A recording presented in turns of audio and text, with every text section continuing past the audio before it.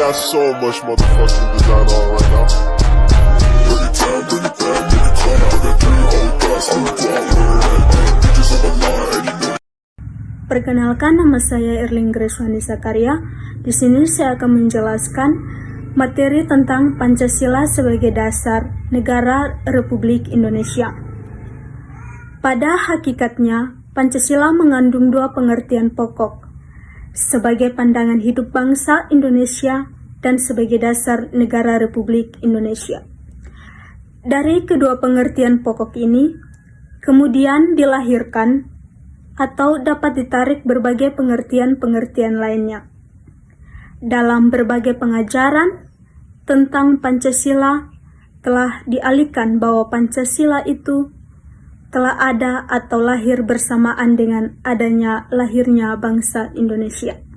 Pancasila sebagai dasar negara berarti setiap sendi-sendi ketatanegaraan pada negara Republik Indonesia harus berlandaskan pada nilai-nilai Pancasila. Artinya, Pancasila harus senantiasa menjadi kekuatan yang menjiwai kegiatan dalam membentuk negara.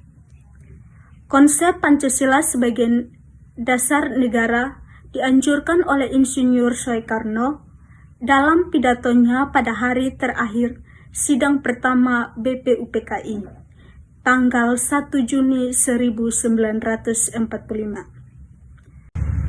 Yang isinya untuk menjadikan Pancasila sebagai dasar negara falsafah negara bagi negara Indonesia merdeka.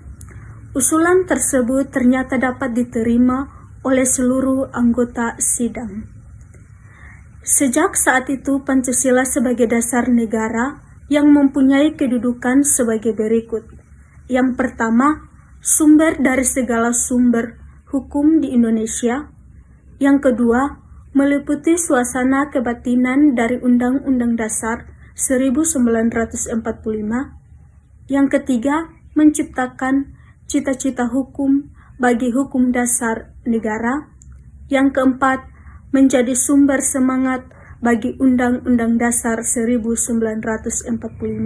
Yang kelima, mengandung norma-norma yang mengharuskan Undang-Undang Dasar untuk mewajibkan perintah maupun penyelenggara negara yang lain untuk memelihara budi pengerti luhur. Peranan Pancasila dalam ketatanegaraan Indonesia dibagi menjadi 5 bagian. Yang pertama, Pancasila sebagai pemersatu bangsa, yaitu dengan menyatukan banyak perbedaan-perbedaan yang ada di antara masyarakat. Yang kedua, Pancasila sebagai dasar filsafat atau pandangan hidup dalam berbangsa dan bernegara. Yang ketiga, Pancasila sebagai ideologi negara, yaitu dapat membawa Indonesia ke arah yang lebih baik setelah peristiwa dijajah oleh negara asing. Sebagai fondasi dalam memperkuat sikap religi dan sosial. Yang terakhir, ialah menjadi pegangan hidup menjadi warga negara yang baik. Yang keempat, Pancasila sebagai dasar, yaitu menjadi sumber dari segala hukum yang ada. Yang kelima, Pancasila menjadi identitas bangsa Indonesia. Dari pernyataan di atas dapat disimpulkan bahwa sila-sila Pancasila itu tidak statis, akan tetapi dinamis, dengan gerakan-gerakannya yang positif dan serasi. Karena ketatanegaraan akan selalu berkaitan dengan tata negara. Karena tata negara merupakan pengatur kehidupan bernegara yang menyangkut sifat, bentuk, tugas negara dan pemerintahannya.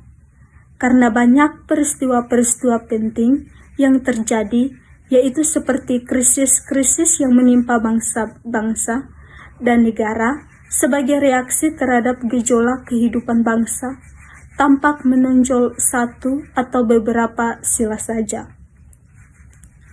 Hal ini silih berganti bisa terjadi pada setiap sila dalam peristiwa-peristiwa lain, menurut sifat tantangan bahaya yang dihadapi bangsa dan negara. Tetapi bila masyarakatnya pulih kembali menjadi stabil, kembalilah sila-sila Pancasila atau kembali ke dalam gerak lingkungannya yang serasi dan seimbang. Dari kalimat di atas telah diketahui bahwa Pancasila sangat berperang untuk keutuhan negara. Dengan kelima sila tersebut, kehidupan masyarakat akan lebih terarah. Sekian dari video saya, terima kasih.